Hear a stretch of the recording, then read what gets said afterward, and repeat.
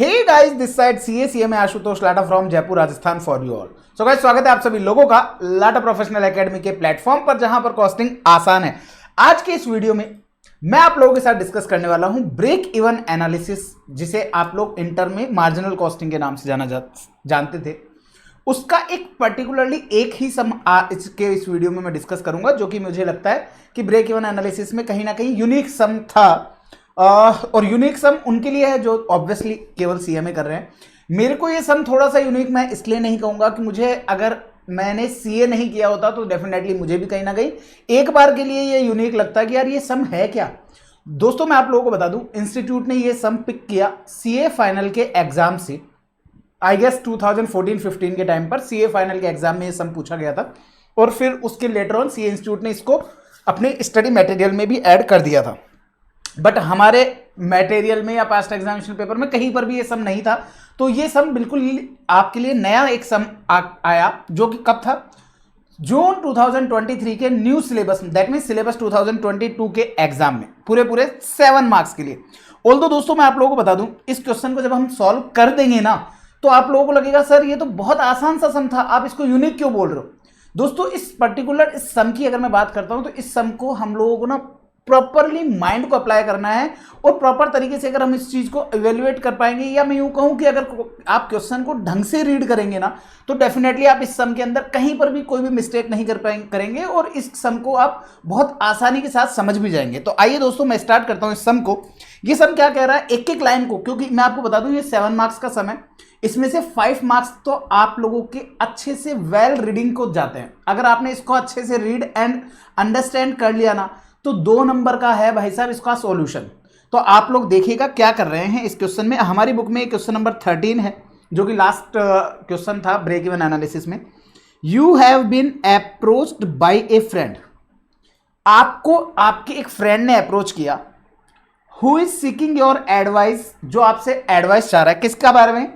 As to whether he should give up his job as an engineer, कि भाई मैं मेरी इंजीनियर की जॉब छोड़ दूं with a current salary of 14,800 per month, जहां उसको केवल 14,800 रुपीज मिलते हैं, and go into business on his own, और मैं मेरा बिजनेस स्टार्ट कर दूं। तो मतलब आपको आपके एक फ्रेंड ने एडवाइस मांगी कि भैया मैं इंजीनियर की जॉब कर रहा हूं, जहां पर मुझे 14,800 रुपीज पर मंथ मिलता है, और मैं चाहता हूं कि यार मैं इस जॉब को छोड़ करके मैं मेरा बिजनेस स्टार्ट करूं। और बिजनेस में क्या करूं? Assembling and selling A component which he has invented. वो चाहता है कि भाई साहब मैं असेंबल करूंगा और सेल करूंगा एक कंपोनेंट जो कि उसने खुद ने इन्वेंट किया है, मतलब उसका आविष्कारक है भाई साहब वो। अब इंजीनियर आदमी है, कुछ ना कुछ ठाले बुले दिमाग के लोग होते हैं ये लोग, मतलब अपने माइंड को इतनी अलग अलग तरीके से यूज करते हैं ना, तो मतलब कुछ ना कुछ यूनिक निकाल ही लेते हैं ये लोग। आइए फिर क्या बोलते हैं, he can procure the parts required to manufacture the component from a supplier. और इस पर्टिकुलरली इस, अगर मैं कंपोनेंट की बात करूं, तो इसके लिए जो भी पार्ट्स की जरूरत होती है, वो कह रहा है कि भैया वो एक कंपोनेंट जो है ना, वो सप्लायर से प्रोक्योर कर सकता है, मतलब कि परचेज कर लेगा। It is very difficult to forecast sales potential of the component. Obvious सी बात है, अभी वो केवल एडवाइस वाली स्टेज पर है कि हाँ भैया मैं स्टार्ट करूंगा, तो स्टार्ट करेगा तो उसको पता नहीं है, और क्योंकि कंपोनेंट उसी ने इन्वेंट किया है, तो इसका मतलब बहुत न्यू कंपोनेंट है, और न्यू कंपोनेंट के लिए आप मार्केट में क्या डिमांड रहेगी वो आप लोग एस्टिमेशन कर पाना आसान काम नहीं है। But after some research your friend has estimated the sales as below. But कुछ रिसर्च के बाद उसने, आपके दोस्त ने जो है एक एस्टिमेशन निकाला। क्या एस्टिमेशन निकाला? वो बोलते हैं कि between 600 to 900 component per month at a selling price of 250 per component. वो कहता है कि अगर मैं सेलिंग प्राइस इसकी 250 रुपए पर कंपोनेंट रखूंगा, तो मेरी सेल कहीं ना कहीं 600 से 900 की रेंज में आएगी। मतलब 600 यूनिट से कम नहीं होगी और 900 यूनिट से ज्यादा नहीं होगी, अगर मैं सेलिंग प्राइस 250 रुपए रखता हूं तो। Okay, between 901 to 1250 component per month at a selling price of 220 component for the entire lot. पूरे के पूरे लॉट, एंटायर लॉट का मतलब हो गया 0 से 1250, यहां तक कि सारी की सारी यूनिट्स पर वो 220 रुपए में सेल अगर करता है, तो वो 1250 यूनिट तक मैक्सिमम कंपोनेंट की सेल डिमांड अराइज कर सकता है। मतलब यहां तक के सम से मुझे एक चीज समझ में आई कि भैया वो जॉब छोड़ेगा, 14,800 रुपए वो कमा रहा था जॉब में। तो ऑब्वियस सी बात है कि आज अगर मैं आपको यूं बोलूं कि साहब आशुतोष लाटा, जैसा कि आप लोगों को बताया कि that I was working in Cadbury head office Mumbai, मेरा क्लोज टू मेरा जो पैकेज था that was 10 lakh at initial stage. तो वहां पर अगर मैं बात करूं कि मैं वहां से छोड़ करके मैं अगर मेरे खुद के किसी बिजनेस में आना चाहूंगा, तो मैं क्या चाहूंगा कि यार भाई मेरे को कम से कम जो 10 लाख रुपए की जो सैलरी मैं छोड़ करके आ रहा हूं, एटलीस्ट मुझे उतना तो मिले। क्योंकि हम लोग कोई भी चीज नहीं करने जाते हैं या कोई भी चीज करने जाते हैं तो हम हमारे एग्जिस्टिंग से बेटर अपॉर्चुनिटी फाइंड आउट करते हैं। तो इसका मतलब ये होगा कि भैया ये जो बंदा है, जो इंजीनियर साहब है, इंजीनियर साहब को कहीं ना कहीं 14,800 रुपीज पर मंथ जो है वो एटलीस्ट इनको इतना तो चाहिए ही चाहिए। दैट मीन्स मिनिमम डिजायर्ड इनकी मतलब चाहत, इनकी मिनिमम चाहत यहां पर कमाई से है, आप दूसरी चाहत पर नहीं जाइएगा। तो यहां पर 14,800 रुपीज जो है ये कम से कम इतना तो कमाना चाहेंगे। आगे सुनेंगे the cost of the parts, इसके लिए प्रोक्योर करने के लिए बोला था उन्होंने कि हाँ भैया मैं इसको किसी सप्लायर से प्रोक्योर कर लूंगा। The cost of the part required would be 140 for each completed component, हर एक कंप्लीटेड कंपोनेंट में 140 रुपए का पार्ट लगेगा। However if more than 1000 component are produced in each month, हालांकि लेकिन ये बोलता है कि अगर 1000 से ज्यादा अगर आपकी कंपोनेंट की डिमांड है तो a discount of 5% would be received from the supplier of parts on all purchases। अगर आपकी डिमांड 1000 यूनिट से ज्यादा की रहेगी तो वो कह रहा है कि भैया वो 5% का डिस्काउंट दे देगा। 5% का डिस्काउंट मतलब ये हो गया कि जो 140 रुपए 140 रुपीज वो डिमांड कर रहा था, वो 140 में 5% का डिस्काउंट आपको दे देगा। तो इसका मतलब 133 रुपीज आपसे लेने लग जाएगा अगर आपकी डिमांड 1000 से ज्यादा है। तो अब मुझे एक चीज तो समझ में आ गई, 1000 से ज्यादा वाला केस मेरा तभी फॉल करेगा जब मेरी सेलिंग प्राइस 220 होगी। मतलब मेरा फर्स्ट लॉट वाले केस में 600 to 900 के केस में तो मेरे को डिस्काउंट मिलेगा ही नहीं। क्लियर है? आगे चलिएगा। Assembly cost would be 60,000 per month up to 750 component. ये कह रहा है कि इसमें असेंबली कॉस्ट मतलब असेंबल करने की जो कॉस्ट है वो है 60,000 पर मंथ रहेगी अगर 750 कंपोनेंट है तो। बियॉन्ड दिस लेवल का मतलब हो गया आपके 750 यूनिट से ज्यादा, मतलब 751 and onwards level of activity assembly cost would increase to 70,000 per month. तो वो 70,000 पर मंथ हो जाएगी, मतलब कि आपकी जो असेंबली कॉस्ट है वो 60,000 से बढ़कर 70,000 हो जाएगी। Your friend has already spent 30,000 on development, आपके दोस्त ने डेवलपमेंट पे 30,000 ऑलरेडी स्पेंड कर दिए हैं। अब मुझे एक चीज बताइए, इसके लिए ये बोलता है which he would write off over the first 5 year on the venture, और ये कहता है कि भाई साहब मैं शुरुआती 5 साल में इसको राइट ऑफ करूंगा एज ए डेवलपमेंट एक्सपेंस है, तो हर साल 6-6 हजार रुपए में राइट ऑफ करूंगा। अब आपसे क्या पूछ रहा है देखिएगा, required analyse the information stated supra and formulate by way of calculating for each of the possible sales level. हर एक पॉसिबल सेल्स लेवल पर सबसे पहले तो हमारे को ना ये वर्ड जो है ना, मैं आपको बता दूं, ये जो वर्ड है ना सुप्रा, ये जो वर्ड है बेसिकली आई डोंट नो इसका एग्जैक्ट प्रोनाउंसिएशन सुप्रा होगा कि सुपर होगा, जो भी, सुपर तो नहीं होगा डेफिनेटली, सुप्रा ही होना चाहिए। ये बेसिकली इसका मतलब होता है एज स्टेटेड अबव। आपने सुना होगा कि दैट आपको एनालाइज करना है, analyse the situation as per data given above. तो यहां पे जो अबव वाला वर्ड है ना उसकी जगह इन्होंने इस वर्ड को यूज किया है। ये बेसिकली मैंने कुछ मैनेजमेंट अकाउंटिंग की कुछ फॉरेन ऑथर्स की क्लास क्वेश्चन सॉल्व किए हुए हैं, तो मुझे वहां से ये आइडिया लगा था। जब मैंने फर्स्ट टाइम सॉल्व किया था तो मैंने इसका गूगल करके सर्च आउट किया था, क्योंकि अपन शुद्ध हिंदी माध्यम वाले बच्चे है ना। For each of the possible sales level, हर एक पॉसिबल सेल्स लेवल के लिए इन्होंने बोला at which your friend could expect to benefit by going into a venture on his own। वो आपसे जानना चाहता है कि मेरे को हर एक पॉसिबल सेल्स लेवल, जितने भी पॉसिबल सेल्स लेवल हैं आपके, उन हर एक पॉसिबल सेल्स लेवल पर आपको क्या करना है, इस इंफॉर्मेशन को आपको कैलकुलेट करना है, हर एक सेल्स लेवल जहां per your friend could expect, क्या बोला गया है ध्यान से देखिएगा, इन्होंने बोला your friend could expect to be benefit. To be benefit का मतलब क्या हो गया सर? टू बी बेनिफिट का मतलब तब होगा जब इसकी जो 14,800 रुपीज की जो ये सैलरी छोड़ करके आ रहा है ना, उससे ज्यादा का प्रॉफिट हो, उससे ज्यादा का प्रॉफिट होगा तो हम लोग उसके ऊपर जाएंगे। आगे चलिएगा next. formulate by way of calculating break even point of the venture for break even point of the venture। break even point of the venture का मतलब ये हो गया कि इस पर्टिकुलर वेंचर पर कब आपको ऐसा पॉइंट आएगा जब आप नो प्रॉफिट नो लॉस पर होंगे, ठीक है। For each of the selling price, हर एक सेलिंग प्राइस पर, each of the selling price मतलब दो सेलिंग प्राइस है यहाँ पे 250 and 220। Suggest your friend on each level of break even point. और आपसे कहा गया कि आपको हर एक ब्रेक इवन पॉइंट पर आपको सजेशन देना है।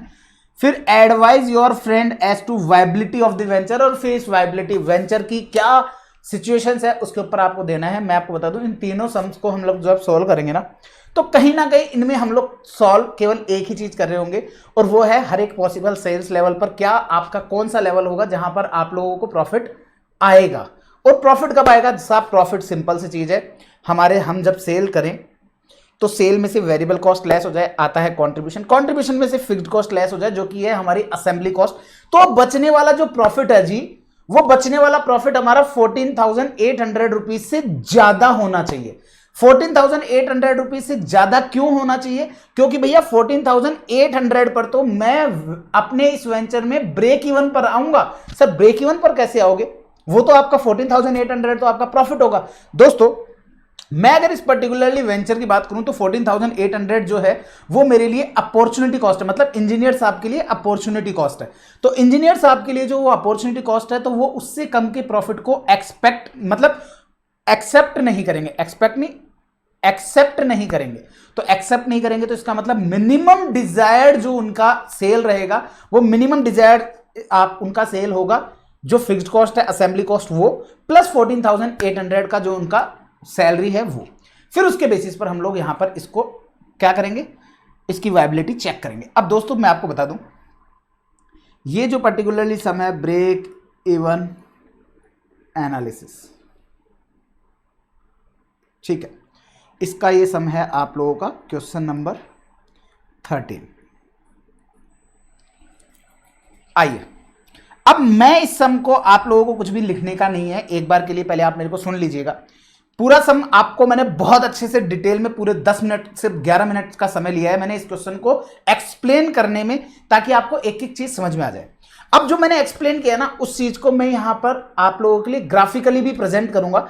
ग्राफिकली प्रेजेंट मैं इसलिए कर रहा हूं ताकि आप लोगों को समझ में आ जाए कि अरे यार ये तो कुछ था ही नहीं, ये तो कोई सिचुएशन ही नहीं है। दोस्तों मुझे यहां पर इतना सा चीज समझ में आई कि मुझे यहां पर दो डिफरेंट लेवल ऑफ सेल्स दिए, दो डिफरेंट लेवल ऑफ सेल्स। कैसे? एक सेल दे रखा है मेरे को 600 टू 900 का, एक दे रखा है मेरे को 901 से 1250 तक का। क्लियर है? और यहां पर इन्होंने बोला है साहब कि आपके इस वाले केस में हमारी सेलिंग प्राइस रहेगी 250 की, यहां पर हमारी सेलिंग प्राइस रहेगी 220 की। क्लियर? आगे देखें तो इन्होंने कहा द कॉस्ट पार्ट रिक्वायर्ड जो रहेगा ना वो 140 रुपीज रहेगा फॉर ईच कंप्लीटेड कंपोनेंट का। लेकिन अगर आपकी रिक्वायरमेंट 1000 यूनिट से ज्यादा होगी, अगर आपकी रिक्वायरमेंट 1000 यूनिट से ज्यादा होगी तो उस केस के अंदर आपको 5% का डिस्काउंट मिलेगा। दैट मीन्स वो 133 की हो जाएगी। तो इसका मतलब मैं अगर यहां पर बोलूं तो मेरे को यहां पर अगर मैं कॉस्ट ऑफ द पार्ट को मैं वेरिएबल कॉस्ट बोल दूं, मुझे इतना समझ में आता है कि वेरिएबल कॉस्ट जो रहेगी मेरी वो यहां पर कितनी है 140 रहेगी। लेकिन यहां पर मेरी वेरिएबल कॉस्ट के ऊपर दो अलग अलग पॉइंट अराइज होंगे। एक केस रहेगा मेरा 901 से 1000 यूनिट वाला, और एक रहेगा इन्होंने कहा था 1000 से अधिक या 1000 भी। हाउएवर इफ मोर देन 1000 है, मोर देन 1000 का मतलब हो गया 1001 से 1250। अगर इस जगह पर आप फॉल करोगे तो क्या होगा, ये वेरिएबल कॉस्ट आपकी यहां पर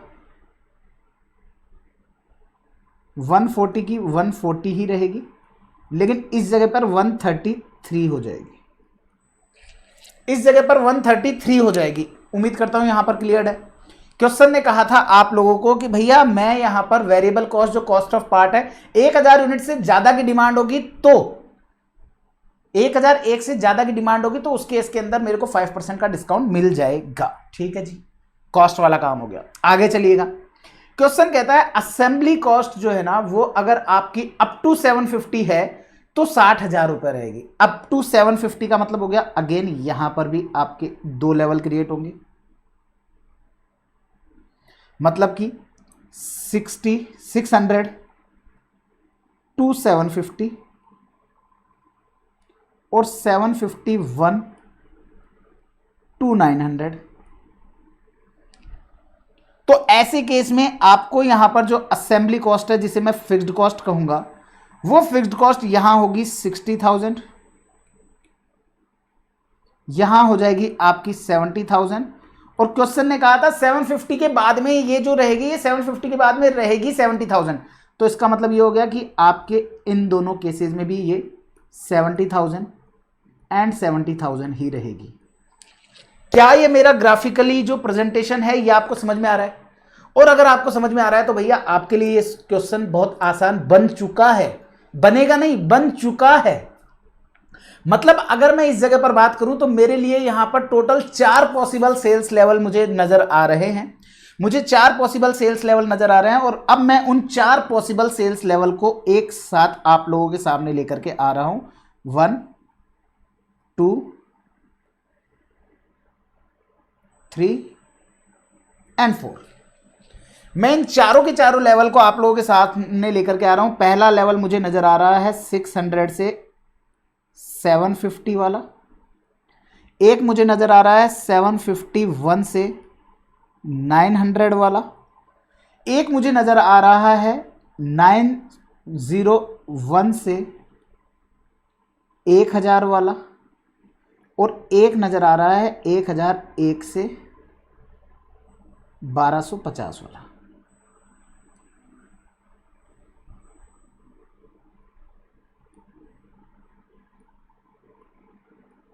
यही 4 लेवल है। आप यहां पर, अब यहां पर मैं आप लोगों के लिए क्या कर रहा हूं, यहां सबसे पहले आप लिख दीजिए सेलिंग प्राइस। सबसे पहले आप लिखेंगे सेलिंग प्राइस। तो सेलिंग प्राइस देखो जी, क्वेश्चन ने कहा था 600 से 900 की रेंज में आपकी जो सेलिंग प्राइस रहेगी वो रहेगी 250। तो यहां पर भी 250, यहां पर भी 250, लेकिन 901 एंड ऑनवर्ड्स उसने कहा कि भैया 220 हो जाएगी। ठीक है साहब, ये 220 और ये भी 220। क्लियर है? आगे चलिए, क्वेश्चन ने नेक्स्ट बात करी वेरिएबल कॉस्ट की। वेरिएबल कॉस्ट के लिए क्वेश्चन कहता है कि भैया 140 रुपीज पर यूनिट रहेगा अगर 1000 से कम की डिमांड है तो यहां पर भी 140, यहां पर भी 140, यहां पर भी 140 और यहां आ जाएगा 133। क्लियर है क्या? यहां तक में कोई दिक्कत? उम्मीद करता हूं यहां तक में कोई दिक्कत नहीं आएगी। तो क्या मैं यहां पर हर एक लेवल पर मैं मेरा कंट्रीब्यूशन पर यूनिट जो है वो निकाल सकता हूं क्या? तो मैं अगर हर एक लेवल पर मेरा कंट्रीब्यूशन पर यूनिट निकाल लेता हूं तो यहां पर आ जाएगा 110, यहां पर भी 110, यहां पर बात कर लेता हूं तो यहां आ जाएगा 80 और यहां बात करते हैं तो यहां आ जाएगा 87। मेरे पास क्या आ गया है? मेरे पास आ गया है जी कंट्रीब्यूशन पर यूनिट। क्लियर है? अब आगे चलिएगा। अब यहां पर क्वेश्चन ने कहा एक आपका लेवल आता है फिक्स्ड कॉस्ट का, जिसे हम लोग क्या कहेंगे, असेंबली कॉस्ट कह दें या फिक्स्ड कॉस्ट कह दें, एक ही बात है, फिक्स्ड कॉस्ट। अब फिक्स्ड कॉस्ट की अगर मैं बात करता हूं तो क्वेश्चन ने कहा 750 कंपोनेंट्स तक आपकी फिक्स्ड कॉस्ट रहेगी 60,000। तो इसका मतलब यहां पर 60,000 रहेगी।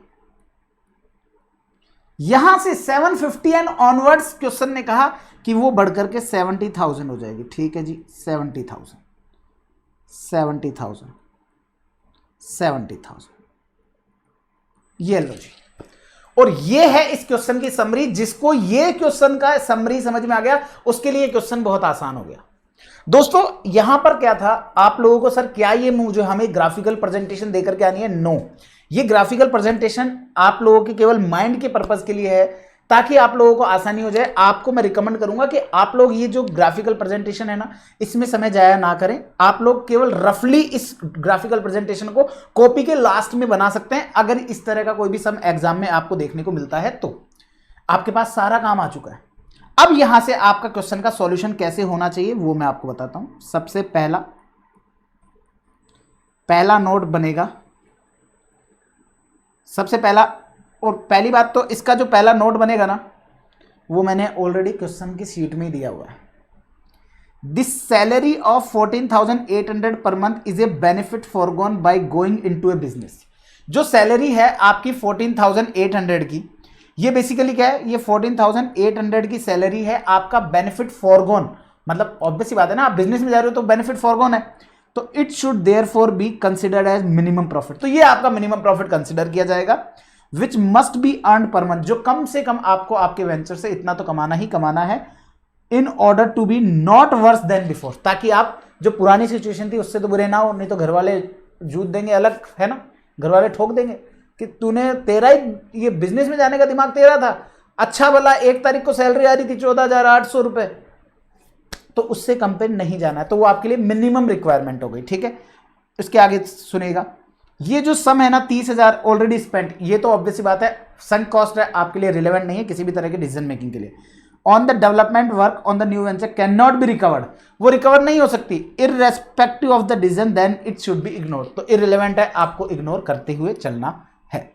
अब हमें क्या करना है, हमें भैया जैसे मैंने बोला कि भाई आप लोगों के लिए ये मिनिमम रिक्वायरमेंट हो गई है, ये आप लोगों का क्या हो गया है, ये आप लोगों की मिनिमम हो गया कि भैया हमें इतना तो एटलीस्ट 14,800 रुपए तो हर जगह पर हमें अर्न करना ही करना है।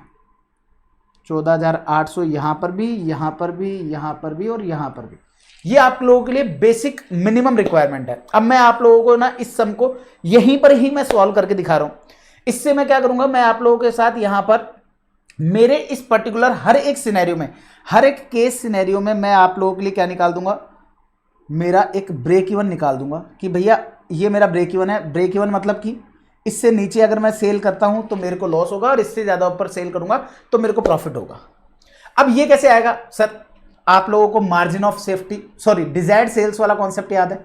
डिजायर्ड सेल्स में हम लोग क्या करते थे, fixed cost plus desired profit divided by contribution per unit, इससे हमारे पास आता था डिजायर्ड सेल्स। डिजायर्ड सेल्स का मतलब होता है कि हमारे को एटलीस्ट इतना रुपए का प्रॉफिट कमाना है, तो उसके लिए हमें कितनी यूनिट्स बेचनी होगी, तो आपको आपका फिक्स्ड कॉस्ट रिकवर करना है और आपको आपका प्रॉफिट रिकवर करना है। मैं आप लोगों को डिजायर्ड सेल्स का कॉन्सेप्ट समझाता हूं। आप सिंपली क्या कर रहे होते हो, fixed cost plus profit divided by contribution per unit से डिवाइड करते हो, ताकि आपके पास क्या आ जाए, डिजायर्ड सेल्स आ जाए यूनिट्स में। क्लियर है। एक्चुअली इसके पीछे का कॉन्सेप्ट समझाता हूं। आप लोग आपकी सेल्स लिखोगे, वेरिएबल कॉस्ट लेस करोगे, उससे आ जाएगा आपके पास कंट्रीब्यूशन, उसमें से आप फिक्स्ड कॉस्ट लेस करोगे, कंट्रीब्यूशन में से फिक्स्ड कॉस्ट लेस करोगे तो आपके पास आ जाएगा प्रॉफिट। आप अल्टीमेटली क्या चाह रहे हो, ये प्रॉफिट जो है ना, ये आपका ये डिजायर्ड वाला प्रॉफिट हो, दैट मीन 14,800 रुपए हो, एटलीस्ट 14,800 तो आए ही आए। अब अगर मैं यहां पर ये कह दूं कि 14,800 में मैं मेरा फिक्स्ड कॉस्ट जोड़ूंगा तो मेरे पास कंट्रीब्यूशन आ जाएगा क्या, लेट्स से ये 60,000 है, तो ये मेरा 74,800 का कंट्रीब्यूशन आएगा क्या, कैसे आया सर, सिंपली आपने, आप चाहो तो रिवर्स देख लो, आप चाहो तो ऐसे देख लो कि 74,800 में से 60,000 लेस किया तो 14,800 आया, और चाहे तो 14,800 में 60,000 ऐड कर दो, 74,800 आएगा। तो इसका मतलब क्या हो गया कि फिक्स्ड कॉस्ट प्लस प्रॉफिट जो है वो कंट्रीब्यूशन होता है। ठीक है साहब, कंट्रीब्यूशन होता है। अब ये कंट्रीब्यूशन जो है आपका 74,800 का, ये कैसे आया होगा सर, ये आया होगा contribution per unit multiply by units. तो अल्टीमेटली मेरे को ये यूनिट्स ही तो जानना है, तो ये यूनिट्स जानने के लिए मैं क्या करूं सर, इस 74,800 में कंट्रीब्यूशन पर यूनिट का डिवाइड लगा दो। इस तरीके से आप लोगों का डिजायर्ड सेल्स का फॉर्मूला बनता है। या मैं यूं कहूं कि पर्टिकुलरली इस क्वेश्चन के लिए आप बच्चे लोग ये कंफ्यूज मत हो जाना कि सर आपने तो डिजायर्ड सेल्स निकाला है। मैंने कहा मैं डिजायर्ड सेल्स नहीं निकाला है, मेरे को यहां पर ब्रेक इवन पॉइंट क्वेश्चन ने जो पूछा है ना, वो break even point of the venture पूछा है, और इस वेंचर का ब्रेक इवन मेरे को तभी आएगा। ब्रेक इवन का मतलब क्या होता है, ना प्रॉफिट ना लॉस। अगर मैं 14,800 रुपए से कम कमाऊंगा तो मेरे को लॉस हुआ ना, तब तो उस केस में मेरे को लॉस हो रहा है इस वेंचर से। तो मेरे लिए ये 14,800 जो है मेरी अपॉर्चुनिटी कॉस्ट है एक प्रकार से, ये मेरा प्रॉफिट फॉरगोन जो है ये अपॉर्चुनिटी कॉस्ट है। तो इसका मतलब मेरे को यहां पर टोटल 74,800 मुझे यहां से रिकवर करने हैं। इसके अगले केस में मेरे को 70,000 प्लस 14,800 तो 84,800 मुझे यहां से रिकवर करना है, क्योंकि मेरी फिक्स कॉस्ट बढ़ गई है। यहां पर 84,800 और यहां पर भी 84,800, ये मुझे रिकवर करनी है। रिकवर कहां से होगी? ये हो गया मेरा कंट्रीब्यूशन, डिवाइड करूंगा कंट्रीब्यूशन पर यूनिट से, तो मेरे पास आपके लिए आ जाएगा ब्रेक इवन पॉइंट। अब ये ब्रेक इवन पॉइंट मैं हर लेवल का निकाल दूंगा। 74,800 डिवाइड बाय 110 तो आ जाएगा 680। यहां बात करूं 84,800 डिवाइडेड बाय 110 तो आ जाएगा 770.909, तो 909 लिख देता हूं। 84,800 डिवाइडेड बाय 80 यहां आ जाएगा 1060। 84,800 डिवाइडेड बाय 87 तो यह आ जाएगा 974.71, 974.71। अब ध्यान से सुनना है, अब आता है आप लोगों का कॉस्ट एंड मैनेजमेंट अकाउंटेंट लोगों का दिमाग। वो दिमाग क्या दोस्तों, आपको ये कौन से लेवल के लिए आया है? सर ये आया है 600 से 750 लेवल के लिए। ये आया है 751 से 900 लेवल के लिए। ये आया है आपका 901 से 1000 यूनिट लेवल के लिए। ये आया है आप लोगों का 1001 से 1250 यूनिट लेवल के लिए। अब मेरी बात ध्यान से सुनना, इसका मतलब ये हो गया कि सर अगर मैं इस लेवल की बात करता हूं तो यहां पर 600 से 680 के केस में मुझे रहेगा लॉस, और 681 से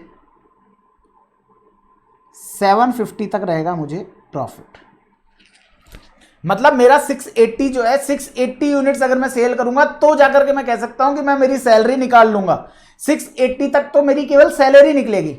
इसका मतलब मेरा ब्रेक इवन है 680 इस पर्टिकुलर लेवल पर। आप लोगों को याद होगा मैंने आप लोगों को ब्रेक इवन पॉइंट के साथ एक कॉन्सेप्ट समझाया था, और वो कॉन्सेप्ट था आप लोगों का ब्लॉक फिक्स्ड कॉस्ट के। ये आपका वही ब्लॉक फिक्स्ड कॉस्ट है, मतलब सेमी फिक्स्ड कॉस्ट के केस में ब्रेक इवन कैसे निकालते हैं वो। तो उस केस के अंदर मैंने आप लोगों को ये सारी चीजें बताई थी।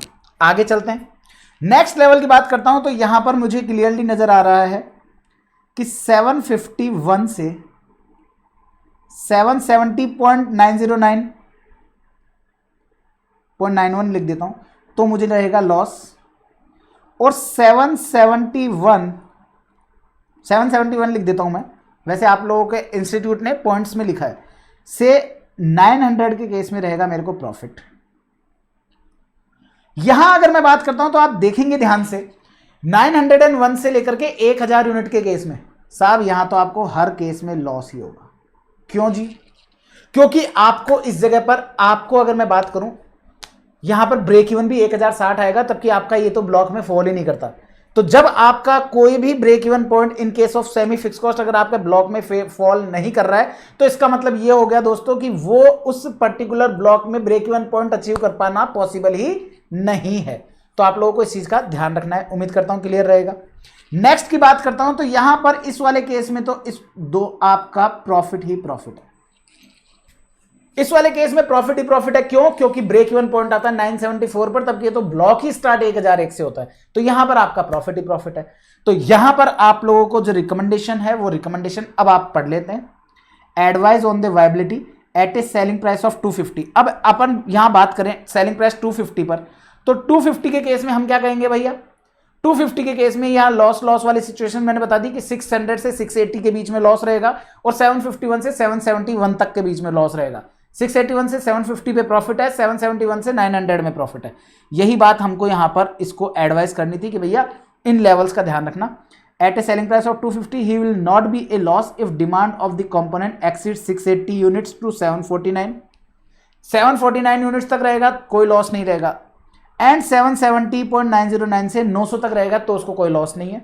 बात कर लेते हैं at a selling price of 220, तो आपको पता है 220 के केस में भैया 1000 यूनिट से ज्यादा डिमांड होगी तो ही प्रॉफिट है। It is not worth while to sell if demand is less than 1000, क्योंकि 1000 के केस में बीपी 1064 आ रहा है तो उस केस के अंदर आपकी एप्लीकेबल नहीं रहेगा। Component without availing a discount, आपको डिस्काउंट के बिना भाई साहब ये वर्क नहीं करेगा। अब बताइए आप, इस पूरे सम को मैंने बहुत अच्छे से आप लोगों के समक्ष रखा। उम्मीद करता हूं कि ये जो मैंने ग्राफिकल प्रेजेंटेशन करी इससे आपको ये चीजें क्लियरली समझ में आई होगी। अब पॉइंट आता है सर हमको ये ग्राफिकल प्रेजेंटेशन के साथ थोड़ी देना है। मैंने कहा नहीं, आपको ग्राफिकल प्रेजेंटेशन के साथ नहीं देना। आपको कैसे स्टार्ट करना है, आपको यहां पर स्टार्ट करना है पहला ए पॉइंट। ए पॉइंट पर आप लिखेंगे सेल बिटवीन 600 to 900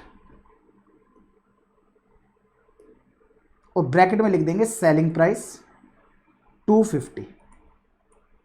क्लियर।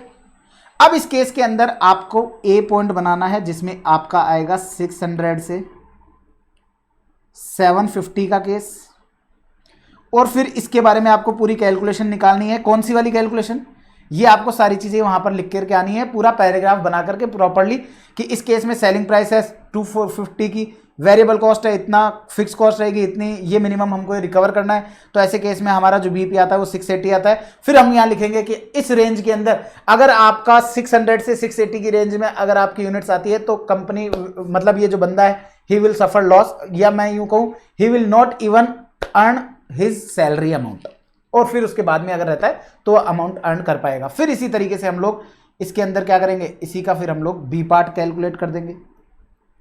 फिर इसी तरीके से यहां पर डालेंगे आप कैपिटल बी, जिसमें आप डालोगे आपका 901 से 1250, और फिर उसमें आपका स्मॉल ए आप डालोगे 900 से 1000, और फिर आप बी पॉइंट में लिखोगे 1001 से 1250।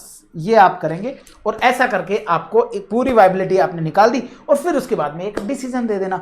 बात लेकिन बस इतना सा जरूर ध्यान रखिएगा, आपको ये लाइन लिख करके आनी मैंडेटरी है। अगर आपने ये लाइन नहीं लिखी तो भैया आपके नंबर कट जाएंगे, या अगर आप इसको कंसिडर करना भूल गए तो भाई साहब ये क्वेश्चन ही गलत हो जाएगा। तो आप लोगों को इस चीज का ध्यान रखना है। ये दो नोट्स आपको यहां पर जरूर से देने हैं। ये दो नोट रहेंगे, एक तो आपका सैलरी की मिनिमम प्रॉफिट होगा वो आपका, और ये 30,000 जो ऑलरेडी स्पेंड है वो इररिलेवेंट रहेगा। That's it. इसी के साथ आप लोगों का जो ब्रेक इवन एनालिसिस पर मैंने एक सम आपको कराना था वो मैं करा चुका हूं। उम्मीद करता हूं कि आप लोगों को ये सम अच्छे से समझ में आया होगा। अगर अच्छे से समझ आया है तो वीडियो के कमेंट सेक्शन में मुझे जरूर से बताइएगा कि सर ये जो सम बड़ा अमेजिंग सा या यूनिक सा लग रहा था वो आप लोगों को आसान लगा या नहीं लगा। जैसे मैं हमेशा बोलता हूं कॉस्टिंग आसान है, तो कमेंट सेक्शन में मैं आप लोगों के कमेंट का जरूर इंतजार करूंगा। That's all guys, bye bye from this topic. मिलते हैं नेक्स्ट टॉपिक, बाय बाय।